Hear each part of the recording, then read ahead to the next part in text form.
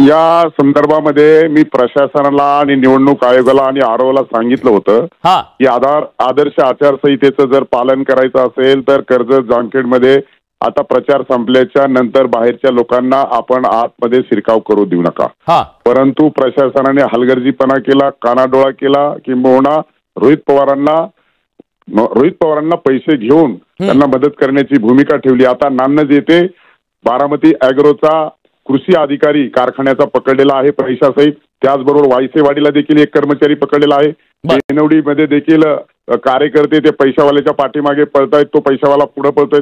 असं सर्रासपणे सगळ्याच भागामध्ये बारामती, इंदापूर या भागातील लोक आता पैसे वाटपाण्याचं काम मोठ्या प्रमाणात करतायत.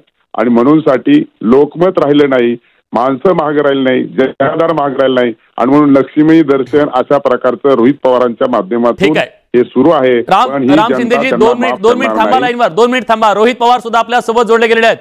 रोहित पवारजी, आरोप असा केला जातोय तुम्ही तुमच्या कारखान्याच्या या लोकांच्या माध्यमातून लक्ष्मी दर्शन करून मतं विकत घेण्याचा प्रयत्न करताय. हा आरोप तुम्हाला मान्य आहे का? हा वेडेपणा आहे सगळा. त्याच्यात जामखेडमध्ये जे मोका लागणारे गुंड यांचा वापर करून माझा तिथं कारखाना आहे, कारखान्याला आता तिथं क्रशिंग चालू आहे. तो जो व्यक्ती पकडला असं ते म्हणतात, नाही तर कुणी म्हणतात ते कृषी यादी वाचा, ती यादी पकडलेली कोणाला किती दिले शेतकरी.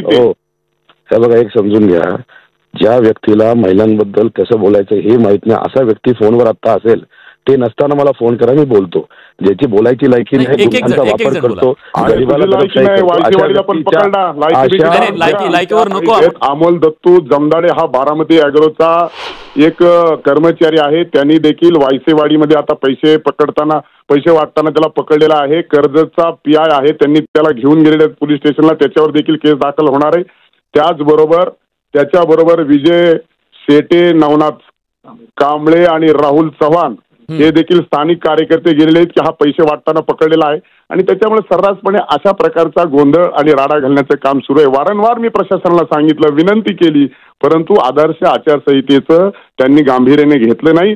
आणि म्हणूनसाठी ह्या प्रशासनाने देखील हलगर्जीपणा केला, कानाडोळा केला. मला तर असं वाटतं की यांनीच काहीतरी आता साटलोट करून जाणीवपूर्वक असे प्रकार घडवायचा त्यांच्याकडून प्रकार चालू आहे. दत्तावारी पतसंस्था असे पैसे काढून हे केलेले सर. बोला लिस्ट दाखवून बोला पैसे म्हणजे कोणी दिले? पत्रकार येतात, आपण बाईट देऊ. 2 मिनिटं थांबा. पत्रकार येतात, आपण बाईट देऊ. तुम्हाला कोणी दिले? कुठल्या कारखान्यावर? पैसे दे. नाही कुठल्या कारखान्यावर? द्यायचे होते. नाही कुठल्या कारखान्यावर नाही येणार होते तुम्हाला पैसे? आले नव्हते, द्यायचे होते. कोण देणार तुम्हाला? कोण देणार होतं? कारखान्याला कोण नावतच कसं काय सांगा? कसं म्हणजे? मारू नका 2 मिनिटं. 2 मिनिटं नाव सांगा. 2 मिनिटं. तुम्हाला पैसे कोण देणार होतं? नाव सांगा. काय नाव सांगा? नाव सांगा. आडनाव अख्खं नाव सांगा. नाव काय सांगा ना, त्याला मारतो तुम्हाला. जाधव. कोण बोलतोय? जाधव.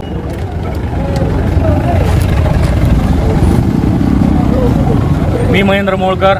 नान्नजमध्ये आज निवडणुकीच्या काळामध्ये आज रोहित पवार यांचं पैसे वाटप चालू होतं. त्यांच्याच कारखान्याचे कृषी अधिकारी म्हणून मोहिते साहेब आहेत तिथं पैसे वाटताना, आणि त्यांनी कुणाला किती पैसे वाटायची लिस्ट वाटली. आतापर्यंत जवळजवळ 75% पैसे ते वाटून आलेत. अजून 25% त्यांच्याकडे शिल्लक आहेत. त्यांनी आत्ताच ते सगळे त्यांच्याकडे लिस्ट सगळ्या हे आहेत. त्यांची ही गाडी MS16 AT 6426 ही कारखान्याची गाडी, ती कारखान्यापासून आलेत. ते त्यांचे ते भापकर आहेत म्हणून पिंपरगडचे ड्रायव्हर आहेत. ते दोघं पैसे वाटताना आता इथं सापडलेत पैशासहित. आणि कुणाला वाटले, कुणाला नाही वाटले, कुणाला अजून वाटायचे, त्यांच्या सहित सगळी लिस्ट पैशासहित आणि कागदासहित त्यांना पकडण्यात आलेला आहे. आता थोड्या वेळात आम्ही 112ला फोन केला, पोलिसांची गाडी येणार आहे आणि त्यांच्यावर जे उर्वरित सगळी कारवाई आता पुढे होणार आहे. त्यांनी आतापर्यंत जवळजवळ 10 ते 15 लाख रुपये वाटलेले आहेत. 1-2 लाख रुपये यांच्याकडे आता सापडलेले आहेत.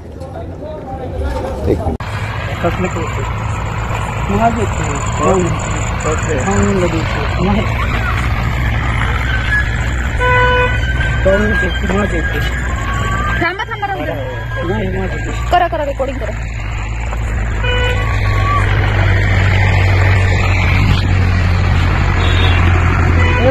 माझा सांगितलं होतं काल 5 वाजता कर्जत तालुका सोडायला. मग महिनाभर इथं प्रचार करत होता, बोललो का तुम्हाला? हे कुठं ना चालला का? पैसे कुठून आले? एवढं पैसे माझे पैसे साहेब पाहून किती हे आले.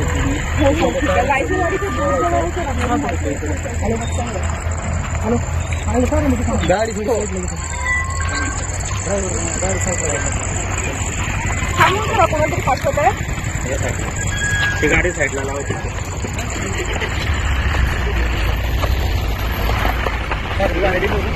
बाया लावलं गावात पैसे वाटायला नियोजन.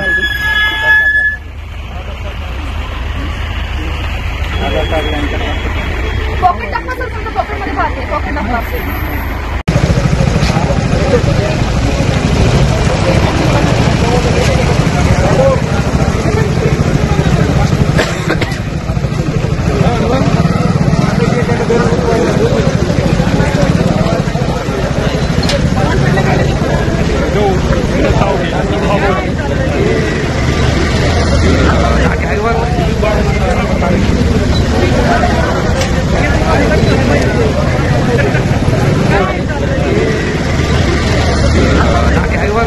कर्जत जामखेड येथे शरद पवार गटाचे आमदार रोहित पवार यांची सभा पार पडली आहे. या सभेत बोलताना रोहित पवार यांनी भाजपच्या राम शिंदे यांच्यावर जोरदार टीका केली आहे.